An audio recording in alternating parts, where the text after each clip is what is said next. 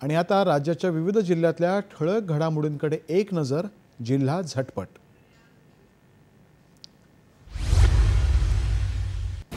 चंद्रपूरमधल्या लालपेठ भागामध्ये महाकाय खड्ड्यामध्ये पोहण्यासाठी गेलेल्या मुलाचा मृत्यू. बचाव पथकाला 2 तासानंतर मृतदेह शोधण्यामध्ये यश. नाशिक आणि पालघर जिल्ह्यामध्ये 3 दिवसीय कार रॅली ऑफ महाराष्ट्र स्पर्धा संपन्न. कर्णकदूर आणि मुसा शेरीफ जोडीला ओव्हरऑल चॅम्पियनचा किताब.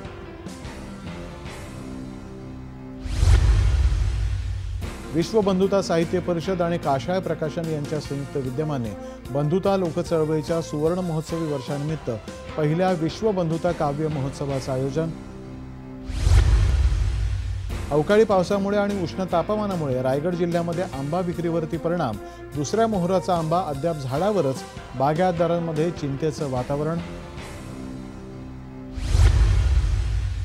बीड जिल्ह्यातल्या राडी इथं कृषी विभागाकडून खरीप हंगाम पेरणीपूर्वी विविध कृषी योजनांची माहिती देण्यासाठी कृषी दिंडीचं आयोजन.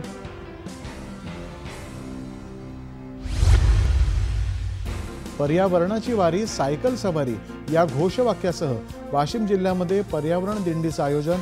वाशिम सायकलिंग ग्रुपची वाशिम ते किल्ले रायगड अशी सायकल वारी.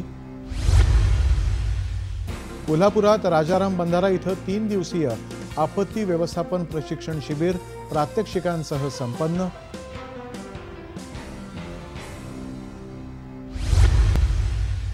मतमोजणीच्या पार्श्वभूमीवरती बीड जिल्ह्यातल्या परळीच्या गोपीनाथ गडावरती लोकनेते गोपीनाथ मुंडेंचा आजचा 10वा स्मृतिदिन साधेपणाने साजरा करण्याचं आवाहन.